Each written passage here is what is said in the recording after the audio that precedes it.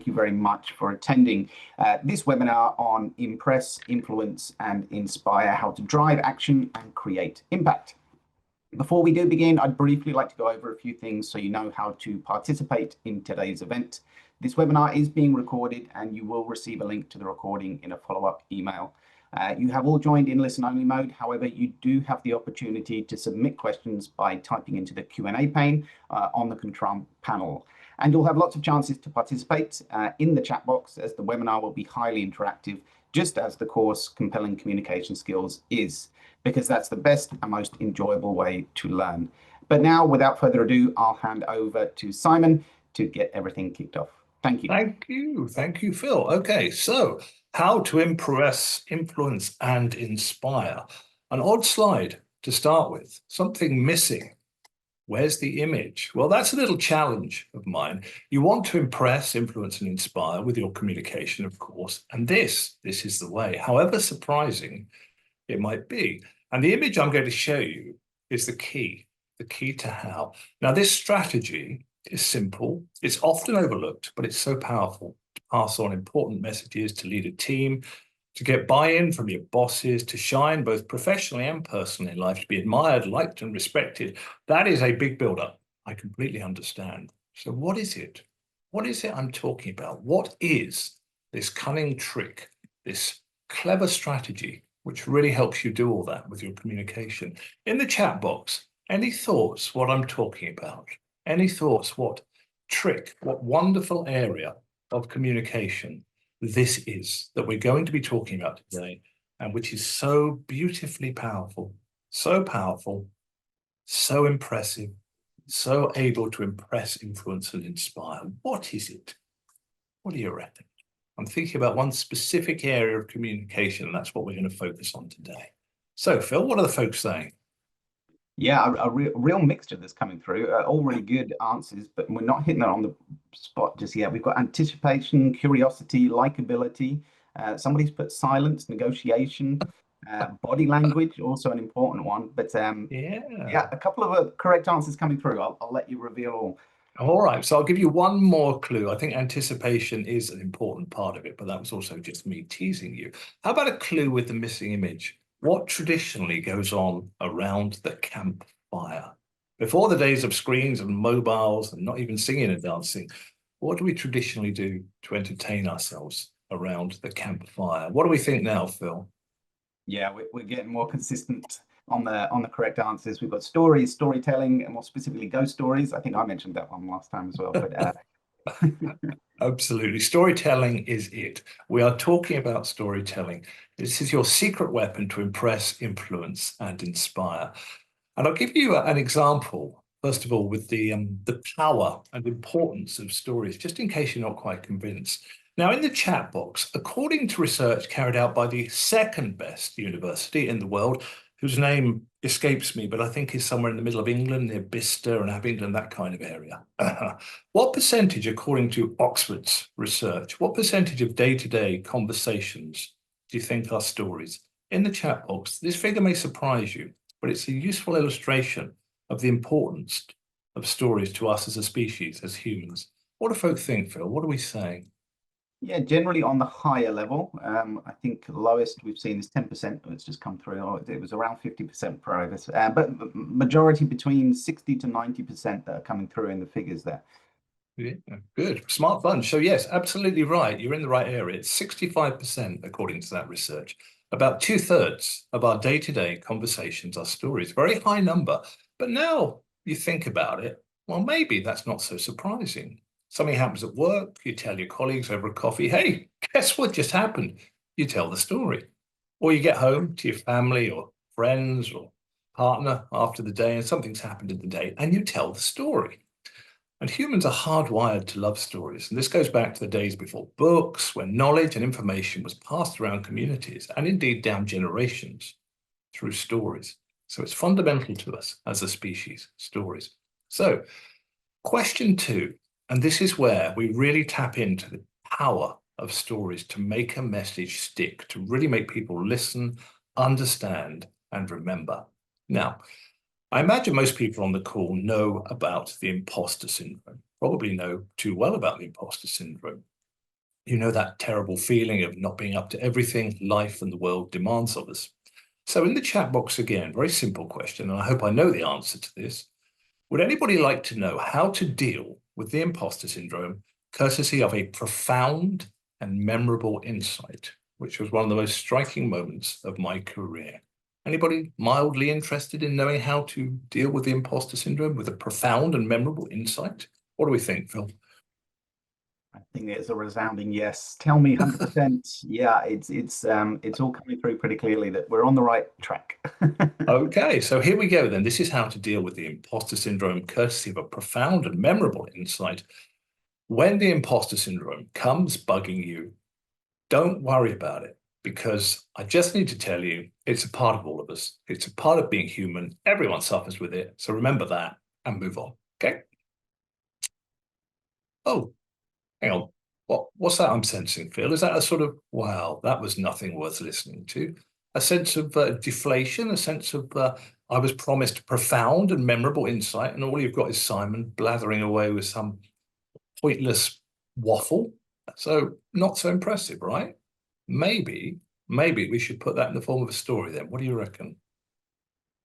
So instead of that bland statement, which is not going to impress, influence, and inspire anyone, let me tell you a story about how to beat the imposter syndrome. Now, sometimes I visit schools, ordinary state schools here in the UK, the sort of school that I went to as a kid, and I do a talk. I talk to usually sixth formers, 17, 18 years old, about how to get on in life. And it works reasonably well because I've got some credibility because of my BBC past and my writing and my work at Cambridge. And I talk to them about how they can raise their aspirations, how they can get on in life. And it's something which is important to me. And one of the things I cover in these talks is the imposter syndrome and how to deal with it. And I usually do so by talking about a celebrity or two, famous people who have suffered with the nasty thing and talked or written about it. But on this one occasion, something happened, and it was a big event. There were about 200 young people in this old hall. There were lots of teachers in the group as well, and I was at the front with the head teacher on a stage. And I was going through my spiel, and everything was going fine. And then it came to the moment to talk about the imposter syndrome. And I was about to start talking about these celebrities who had suffered it and how they dealt with it. But then a little instinct at the back of my mind said, do something different. And I remember it really well because so much of my brain was screaming, no, don't do this. You've got a script, you've got a spiel that works. You could be about to make a fool of yourself in front of a couple of hundred people. Stay with the script. But no, I went with the instinct. So instead of telling the story about the couple of famous people who'd suffered imposter syndrome, I paused and looked at the group and said, who here suffers with the imposter syndrome? And there was a silence. Well, of course there was, because these were young people. They didn't want to look uncool in front of their friends. So I let the silence run, and they looked at me, and I looked at them. Admittedly, it felt like it was going on for a long time. And then slowly, hesitantly, one wonderful young woman at the front put up her hand. And then next to her, a young man put up his hand. And then a couple more students put up their hands. And a teacher put up her hand. And then more students. And then next to me at the front, the head teacher put up his hand. And I put up my hand, and more students put up their hands. And then, almost like a wave running around that hall, 200 people, all the hands went into the air. And it was the most extraordinary moment of profound realization. The students were looking at each other saying, you suffer with imposter syndrome, but I always thought you were so cool and together. And look, the head does as well. And Simon, that guy from Cambridge, does too. And just everyone does. And that was it. That was the profound moment of realization that imposter syndrome is part of us all. It's part of being human. I don't know why, maybe to drive us on, stop us getting complacent, but it's there. It's there in all of us. So the next time the horrible thing comes calling, remember that. You're not alone. It's just part of being human. And I hope that helps you get through it. And so to the point, what will you remember? What made the mark on you? What made you think and feel? My bland statement, oh, don't worry about the imposter syndrome. It's fine, everybody has it. Or my story. That's the power of stories. And that's what we're talking about, how to impress and influence and inspire. So, question for you. How do you use stories, particularly in professional life? How do you use them to really help you make a mark and get on? I'm going to introduce a wonderful concept. This is a top tip, an absolute favorite of mine. I must be in a good mood. It's a Friday and the sun's shining. This trick is wonderful. It can make you popular, admired, and successful, both professionally and personally. And this is the story bank. Now, the story bank is your list of stories for any occasion, whether humorous, entertaining, informative, insightful, to teach a lesson. And I always, whenever I teach or go somewhere at a conference or networking, I always have in my mind around 10 stories I could tell in various forms because everybody loves the storyteller. So this is my top tip for you. When you're working, even socializing, always have stories to tell because everyone loves the storyteller. They're remembered, they're respected and admired. So here are some of my stories. This is how I divide them. And then I'm going to put myself on the line and challenge me to tell one of these. And you get to choose which one it is. So this is how I divide up my story bank. First of all, I think about insightful stories. These are great for passing on a lesson in a memorable and engaging way. And here, some examples of mine: a big fail, an even bigger secret of success, spotting life's hints about your future, death in Tehran and dodging your destiny, or trying to, the girl, the phone, and an intergenerational insight. So those are some stories which are currently in my mind, which I could tell, which I would call insightful. But there are other categories as well. And yet these still pass on lessons. You can pass on lessons beautifully with stories. So entertaining stories, things in my mind here for networking, for social use, even to break the ice at a meeting. Some examples of these. Well, in my mind at the moment, I have stories about always asking questions and the naked stage appearance, King Richard and the importance of understanding a script, a good friend, a bad date, and a big lesson, how not to begin an important interview. So that's another category. And finally, the category I always make sure is well topped up is inspiring stories. These are great for managing a team, for inspiring people, even in a job interview. And I often use them here in Cambridge when I'm teaching because they can really make people glow and buzz. So some examples of inspiring stories. And again, all these also contain lessons. That's the joy of stories. There's always a subtext of lessons. So the golden secret of success, courtesy of sporting legend, Ebenezer Scrooge, Charles Dickens, and how to rescue a promising life. Good things can be bad and bad things can be good. Be very personal, transformative power of great teachers. And just one final note before I ask you which one you want to hear. That last one, 12, I told that story to a couple of really scary professors when I was first being interviewed to work here at the University of Cambridge, and it helped to get me the job. It was that powerful. It had that big an impact on me. So, in the chat box, 1 to 12, which one do you fancy me telling you? And then entertaining, even inspiring. Now, poor old Phil, you've got the job of trying to work out from all the choices which one is the most popular. So, what do you reckon? What do you think? What do the group want me to tell? I'm watching the numbers go speeding past as everybody's responding. I can definitely see that it is so far between number 11 and number 12, I think, is coming up the most frequently. I think 12 is probably edging it at this stage. Wow. Okay. 12. Well, actually, I'm glad about that because 12 is, as I've probably hinted, really, really important to me. So this is the transformative power of great teachers. And I hope an insight for you about how telling stories, however counterintuitive it might be, even telling stories in a job interview, as I had at Cambridge, can be really effective in helping you get what you want, impress, influence, and inspire. So the very personal transformative power of great teachers. Now, I could tell you simply that teachers are amazing. You need to listen to them. They can really, really help you in life. But you shrug and say, oh, that's boring. That's a statement. So I'll tell you the story instead. The story of when I was interviewed to teach here at Cambridge. It was a terrifying experience. People here are very, very clever, and I've never really rated myself as particularly academic and intellectual. So I'm in a room with a couple of super clever professors, and they're going through some questions about why I want to teach at Cambridge. And I was doing all right in life at the time. I was a journalist. I'm running my own business communications consultancy. I'm producing videos for various companies. I'm doing fine, but I still want to teach here. And they quite rightly asked me, given all you're doing and you're doing well, why do you want to teach for us? Why? And I could have just said to them, well, it's because I understand the transformative power of great teachers. And they would probably have said, yeah, very good, Simon, and tick on the box. Very good. But would that have actually made an impact on them?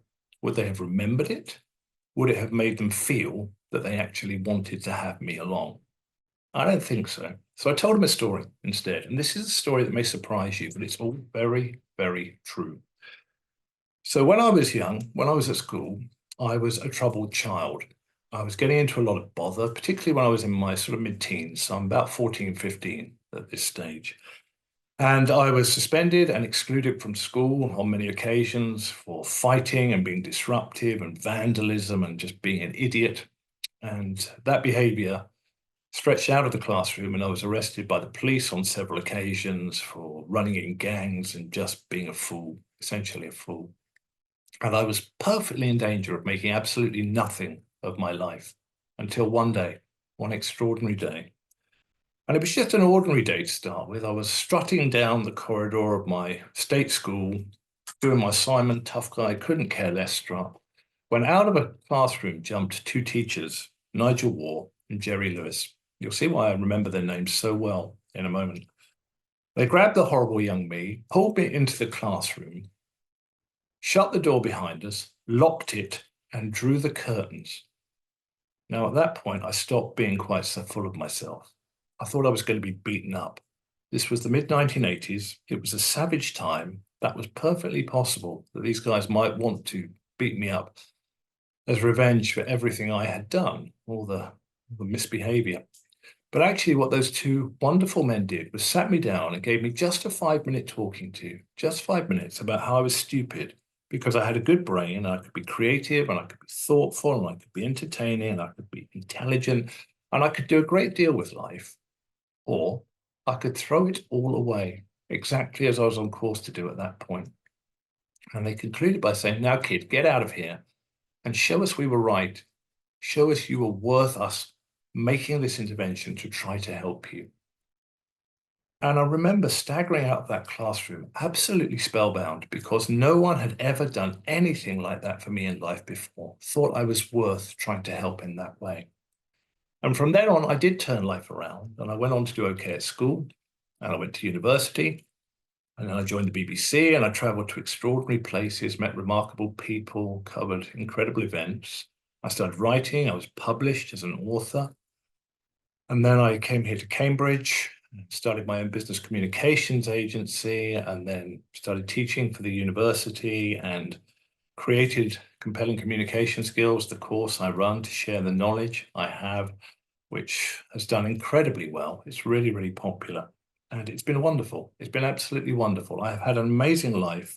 I could not have really asked for anything better. And here is the point. I don't think any of that, any of all those wonderful times would ever have happened if it wasn't for the 5-minute intervention of Nigel and Jerry all those years ago. And so now whenever I teach, give a talk, do a webinar like this, I think back on those two incredible men. I hope I am fulfilling the wonderful legacy that they left me. And as you can tell from the voice, it still gets to me all these years on that. And so the point, that's a story I told the two profs in my interview, rather than just say, I understand the power of great teachers. And I know it hit them at the time because, well, on Cambridge standards, there was an outpouring of emotion. One of them said, oh.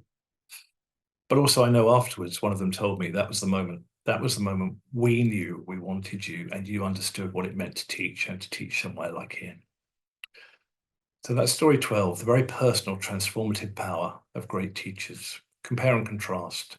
That was a job interview for something I really wanted to do. I don't think I'd have got it if I'd have just said, I understand the transformative powers, but my story was the key to impressing, influencing, and inspiring. So that's your story bank. Fully recommend always having a story bank wherever you go. Job interviews, networking, even on a date. because everybody loves a storyteller. Think about it. Everybody loves a storyteller. So I'm not going to be mean. It's a lovely Friday. It's a sunshine day here in Cambridge. I'm going to set you some gentle homework. Think about stories you can tell to put in your story bank. When you get home, have a think, ask your family, ask your partner. And one of the interesting things about this exercise is you have probably forgotten a lot of really interesting stories. But if you ask people who know you, they'll say, oh, you remember when you did this or that happened? That was amazing. You'll think, oh, yeah. And I could tell that story and I could make a really good point. And that will help you so much in professional life because it has helped me as well.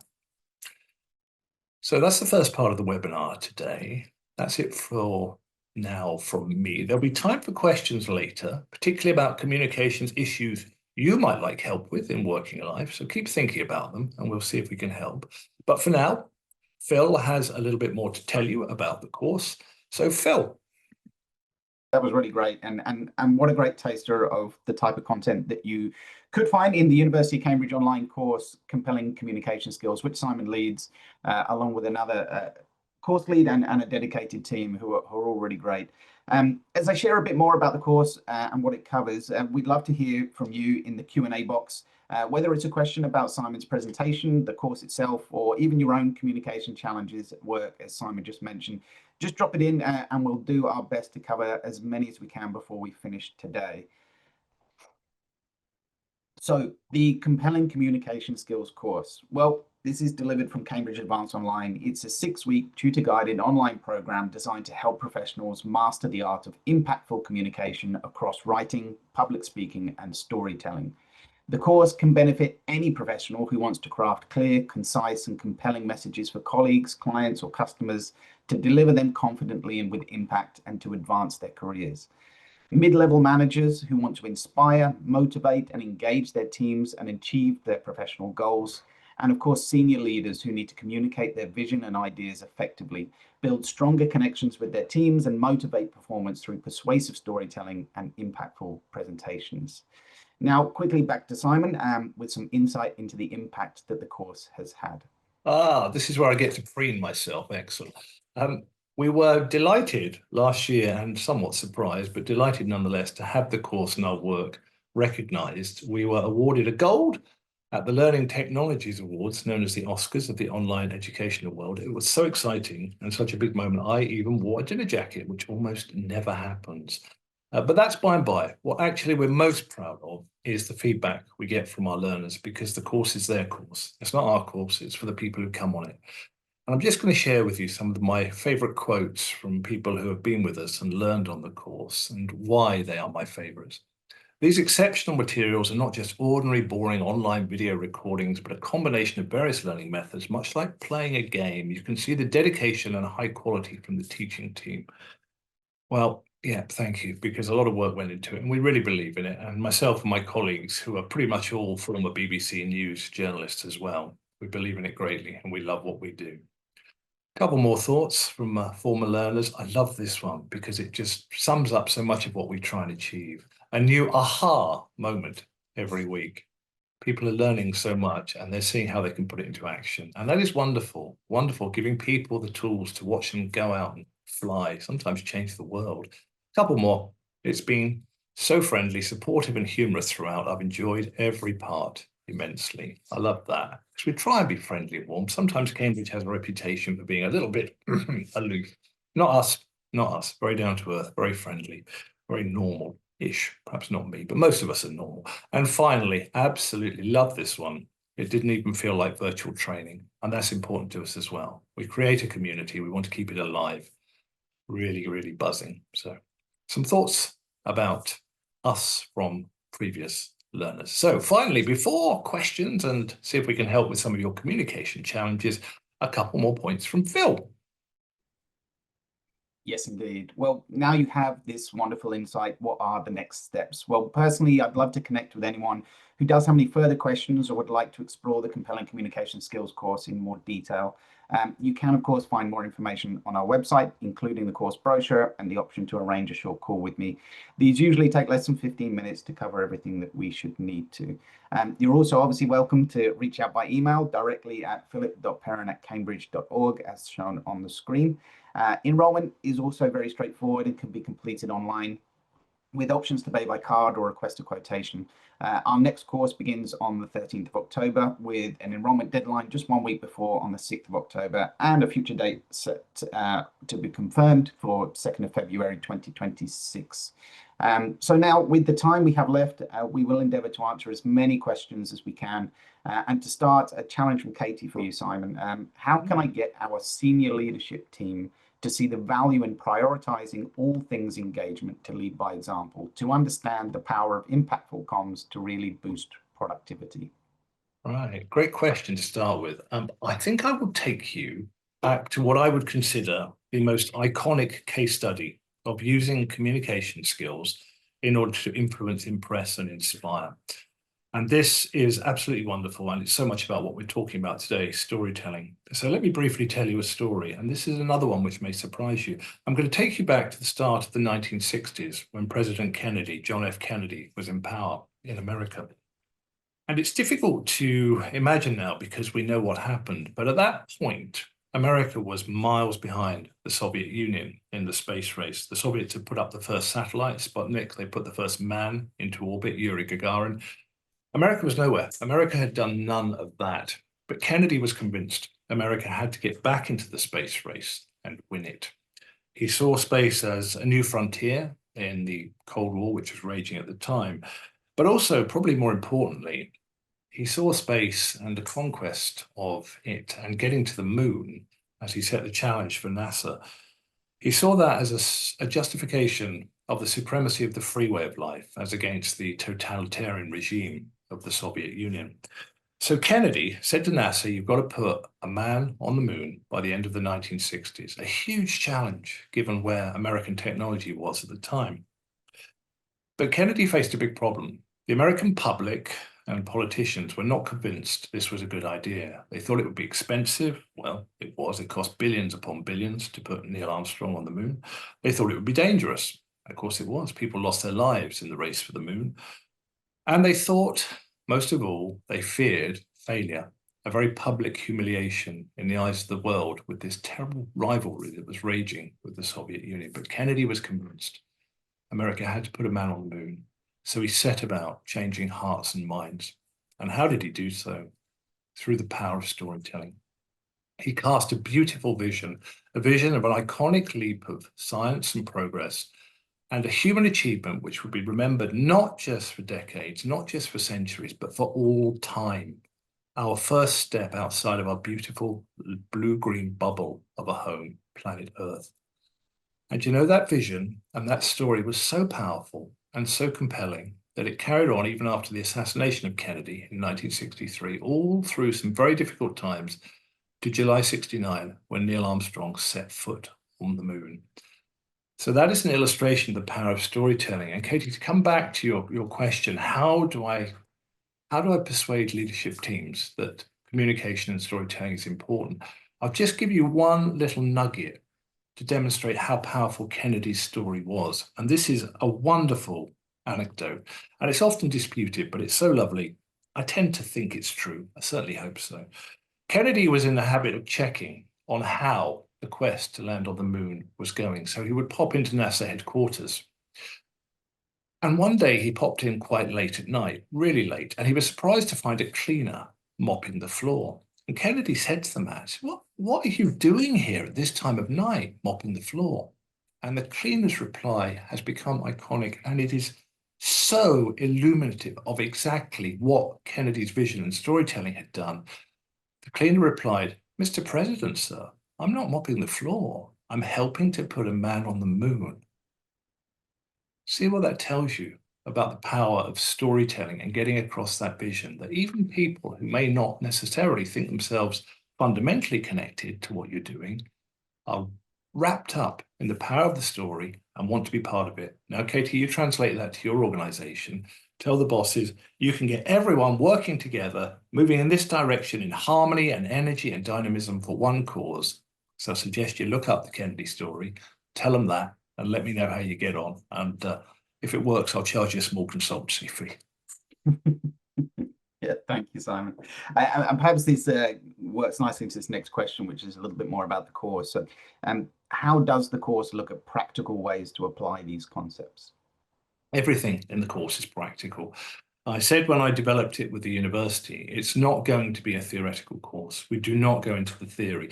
Now, there are little links to theoretical parts if you want to follow them, but they're not the fundamentals of the course.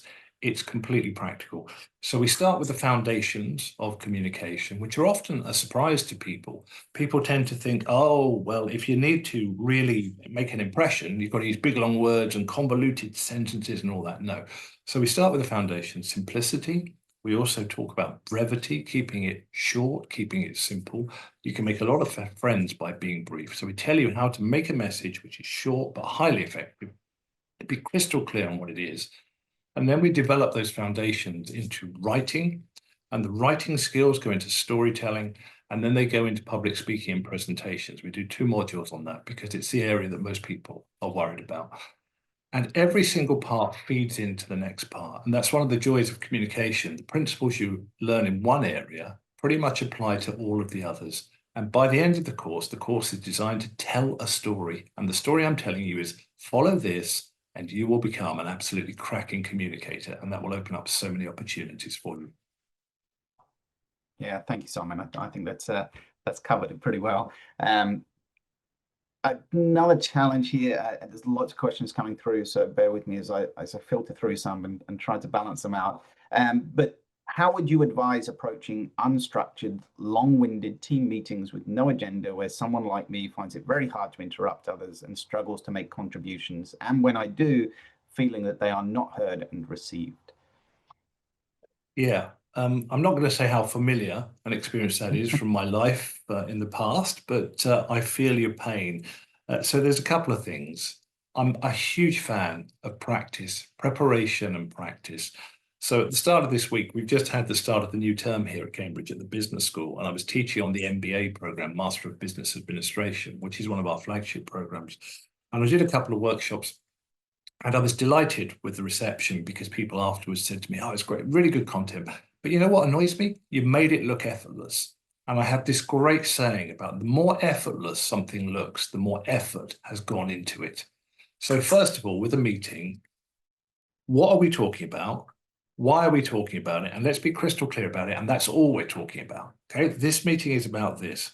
Hopefully that will give you clarity. We sometimes call it the golden thread in community. This is what we want to talk about. So set that in advance. Set it in advance. It's really important. Set a timeline in advance. So we've only got half an hour for this. The default for meetings is an hour. I normally suggest people say, let's try and do it in half an hour. Let's challenge ourselves. No one likes meetings. If we can do it in half an hour, even better. And here's a tip for you as well. It can feel awkward, I know, interrupting or trying to get a word in edgeways or just saying, we're not talking about what we should be talking about. Try and use body language to help you. You can do a little bit like leaning in or demonstrating like I'm doing with my hands. So you're not actually interrupting, but someone can perceive that you want to speak. And that even works online because online people will be, drawn to the image of you. Oh, someone wants to speak. So you can interrupt without interrupting. And that helps you not feel or look rude, but you can still get in there and say, can we sort this, please? We've got about 3 questions here all around job interviews and slightly different, but I think could be answered in a similar way. So one question here about how can we present our story back to them sufficiently within a job interview, overcoming the challenge of an organization which is very formal, so how to get that story into an interview in that way. And then finally, similar to them both, when asked the question, tell me about yourself in interviews, how do you reckon storytelling approach would be appreciated? And I find myself in a hurry to pack everything in. So again, sort of just leading to that time. So how do you deal with those challenges in a job interview environment? Yeah, absolutely. So first of all, think about what it is you want to get across there. But actually, now you reflect on it, perhaps storytelling is encouraged in an interview because how many times have you been in an interview and then people have said, tell me about a time when you showed leadership? They're actually inviting you to tell a story because this is the difference between show and tell. Anyone could say, oh, I'm a great leader, but can you show it? Can you show us a time where you faced a really difficult situation, where you needed to motivate a team, where things weren't working and you pulled it back round? That's what I mean by storytelling. And now you may think, oh, yeah, I do that naturally, or we're actually asked to do that in job interviews. So think about what you want to get across. If it's a challenge for a management position, a promotion position, think about what have I done in the last year or two where I've really showed leadership, where I've really showed impact, where I've really showed value to the organization, where perhaps brutally increased the bottom line or made us more efficient or whatever. Don't just say, I've done this and this. Show us how you did it. Show, not tell. That's classic storytelling. And in terms of timing, just make sure you say what you need to say and stop. You can compress stories quite easily. You think, I want to make these points. I was in this position. The team were really struggling. I thought, if we do this, let's stop sweating in this room because we're not getting anywhere. I'm going to take everyone outside for half an hour. We're going to have a coffee. We're going to play a little game, something like that. And then we'll come back in energized. Things like that only take 30 seconds to tell, but they show you're persistent, you're a lateral thinker, and you are dedicated to cracking the problem. And I hope you see from that the difference, the shift between saying, I'm a creative thinker, I'm a problem solver, I'm dedicated, to telling them something like that. Takes about 45 seconds and makes massively more impact. And when I'm interviewing people for jobs, and I still do sometimes, I like to hear them tell me stories because it gives me such a sense of them, the real them, rather than the sort of two-dimensional interview them. Fantastic. Yeah, thank you, Simon. And that might lead on nicely when we talk about job interviews, who this course is really for, and when we talk about prerequisites as well. And happy to touch on the prerequisite side. We don't have any formal entry requirements for our courses, and it is very much more focused around the motivations and your goals and looking to align with what we're hoping to deliver to you. And this course, in terms of who it's most suited to, as we touched upon earlier, it does really have a broad reach. And perhaps Simon can tell you a little bit more about some of the people that he's met during the course, and that will help to just demonstrate the breadth of the audience that we have a reach and benefit to in terms of that. Yeah, it's been absolutely wonderful, Phil, because the course has been running now for best part of 3 years. And one of the big challenges we had at the start, as many of you will know in marketing, it's really good to have an idea of who is your customer going to be.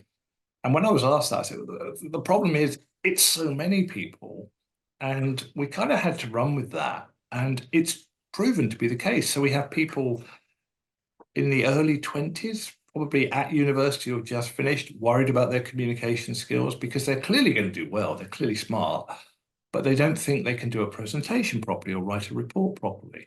At the other end of the scale, we've had people in their 60s and even 70s who are quite experienced leaders, but have actually confided to me, for 50 years, I have been avoiding doing presentations. I want to crack it before I retire, which was a wonderful thing to be entrusted with helping with someone like that. So completely across the scale, we've had people from all over the world. The only continent we haven't reached so far is Antarctica, but I'm always hopeful something like that might happen. So the whole range of people, a whole range of professions as well. We've had people from so many different professions, which has been a joy. And they've all been brought together by this need to communicate well, by this understanding that if you can't communicate well, you're not going to get on. You might have the best idea in the world, but unless you can tell people, explain it, and engage and enthuse them with it, it's going nowhere. It's just stuck with you. So communication being so important, we've had a wonderful range of people, and it's just been a pleasure to meet them because I've learned so much from them. And some of them have even invited me to go and join them in their companies and pass on the learning to their teams. So I get to travel around as well, which is even better. Absolutely. Thank you, Simon. Another practical question here, and keen to answer it because it's a question that comes up fairly frequently because it is fairly UK centric as well. But I know it may sound obvious, but I have a question for Phil as it is more technical one about the course. What does the CPD points mean and how will they be relevant for my professional career? A really good question. So a little bit of background. Our courses aren't academically credited, as it were. Even though we work with the university, we're very much focused on the professional recognition and the application of the knowledge and skills that you can gain. And CPD are a great institution based in the UK and stands for Continued Professional Development points, and they assess courses by standard and award them with their CPD certification to show that they are rigorous and applicable to professionals. And in the UK and across some of Europe, CPD points are recognised, especially if you're looking to maintain chartered status or professional licenses, or simply looking to log professional courses on your profile on a yearly basis, and it just helps them to stand out a little bit more alongside the University of Cambridge recognition as a professional course as much as it is an academically rigorous one at times. So hopefully that helps to answer your question. Do visit the CPD certification website if you do want any more information, or do reach out to me directly, and I'm happy to provide a little bit more detail as well. But hopefully that provides the information you need. Another challenge for you, Simon. I often have potential clients who seem genuinely excited about working with me during our initial conversations, but then they disappear and stop responding. From a communication perspective, what can I do differently to maintain engagement and move them toward actually committing? Yeah, well, that's a very good question. Part of that is it's just being human. That happens sometimes in life. It happens to me. It happens to you, Phil, doesn't it? So we know that's part of being human. What you can do, if that's a continual problem, is to schedule a next meeting or schedule a catch up. So they are forced, even if they really don't want to do anything else, rather than just disappearing on you, to actually say something. So you've got another chance to engage them. So what I would always say is find a way of getting a follow-up. Say we can meet again in a week, we can meet again in 2 weeks. I'll send you an update there if you wouldn't mind telling me about what the state of your thinking is. So if you can get some form of movement in the future in the diary, that's what I would suggest there. And that gives you the best chance. It won't guarantee everything because some people will just disappear. That's life. But it gives you the best chance of actually getting somewhere with those communications and contacts. Thank you. And a couple of points here, I suppose it's around perhaps attention span and maintaining engagement. So 2 points. How do you remember what stories you have in your bank and linking with a specific point? And how you can also lose people in storytelling if it doesn't interest them or they're not aligned in the thinking. How do you overcome that? I think they go together. Yeah, I'll say so. Well, point one, I don't think you do lose people in storytelling because I have been part of and teaching and judging and also just sitting in the audience for many, many presentations. And this is something I've noticed. When the presenter does something called signposting, and signposting is saying something really interesting or is important about to happen. If they signpost and say, in fact, let me tell you a story about the importance of that. You look around when they do that, and I have noticed that people who are sort of half engaged, maybe looking at their phone, maybe drifting away, the moment they hear the words, tell you a story, they go, ooh, and they lean in again. So I think storytelling is an immediate spark to engage people. That's one of the powers of it. And that's what I was hinting at earlier on about how deep rooted it is in human nature. So I don't think it is a turn off. I've never really been in an audience and I've never really given a presentation when someone has been turned off by storytelling. And I did the keynote at a writing school in August. And my talk was 40 minutes and 35 minutes of it was probably storytelling. And it went down a storm. It's much more effective than just a load of facts and figures and statements. So I would have confidence in it. And I do understand that it can be like, oh, feels a bit odd, telling a story when I should be relating facts and figures. It's far more effective. People really feel the story. They don't feel the facts and figures. As I often say when I'm teaching, facts fade, but stories stick. If you've got something important to say, put it in the form of a story. Always works better. What was the other part of the question, Phil? I'm an old man and can't retain too much information in my mind. So it's about remembering. So how do you remember what stories you have in your bank and then linking it with a specific point? Yeah, well, that's good. Well, first of all, I never have any trouble remembering them because I just like telling stories. But if you can go into, imagine a job interview, you wouldn't want to go in with more than 4 or 5 stories to tell, and you would prepare them in advance. They would be stories about showing leadership, showing value, showing resilience, showing determination. So you can learn those and keep a note of them fairly straightforwardly. So I think if you're pretty focused, that's fine. And in terms of the lesson underneath them, just tell the story and then think to yourself, what does that tell me? What does that mean to me? How does that make me feel? What do I understand from that? And if you're still not quite clear yourself, then you can always tell a friend or a member of the family, say, what do you think is the subtext to this story? What lesson is it passing on? And some of you asked about the golden secret of success from the list that I gave you, courtesy of the sporting celebrity. This is a way I also get across to the young people when I'm doing these talks in schools. Rather than lecturing them, blah, blah, blah, you've got to work really hard, blah, blah, blah, blah, blah. I tell them a story, and the story is about Gary Player, the great South African golfer of the 1970s. And just briefly, because we're talking about storytelling, which is more effective, me saying to you, you've got to work hard to be a success in life, or me telling you this story. Gary Player was a terrific golfer, absolutely terrific, but he was a terrific golfer at a golden age for golf. There were lots of other terrific golfers. But Gary Player used to tend to win the most important tournaments and the most of them. He was the best of the best. So imagine the scene. He's got down to the 18th hole, the last hole on another big tournament. Gary Player's up against another great golfer. Pressure moment. He's about to make that putt. This is the win or lose, do or die, success or failure moment for this putt. Hits the ball, goes into the hole. Huge applause, blah, blah, blah. Wow, wonderful, wow. A journalist fights their way to Gary Player and asks him a question. He said, how come at that critical moment, that live or die, win or lose, all or nothing moment, you always seem to get lucky? And Gary Player paused for a second and he said something which has become absolutely celebrated. He said, you know, it seems to me the more I practice, the luckier I get. Now think about that for a moment. The more I practice, the luckier I get. And then coming back to the point of this webinar, what makes the impact on you? What will you remember? Me saying, you've got to work hard or you won't be a success in anything, or me telling you that story? That's the power of stories. Fantastic. Yeah.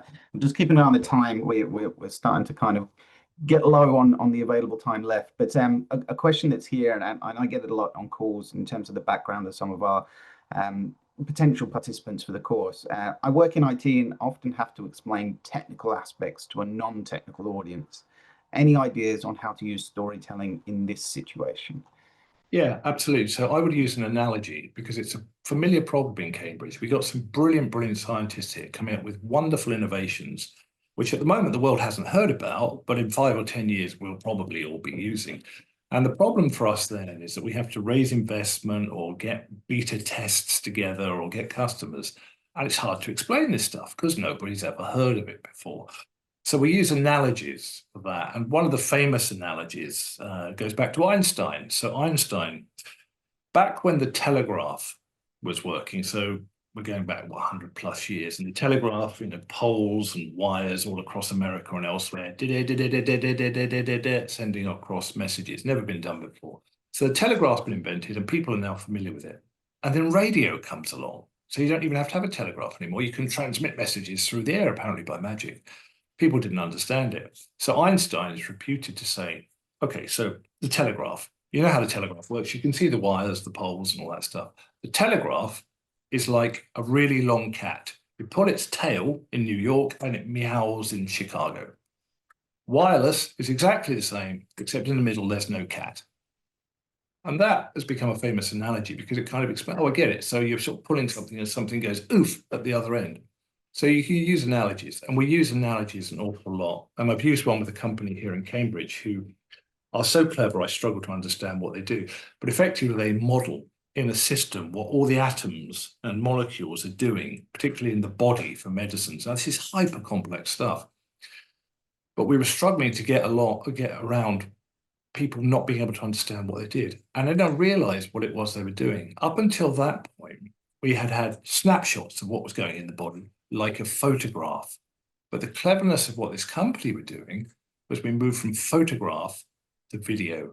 So on this one snapshot, we could actually see the molecules doing their thing, dancing together, interacting, and forming either good or bad processes. And that analogy works so well that investors and customers suddenly started to get it. So you can think about using analogies. It's very helpful. Yeah, fantastic. Thank you, Simon.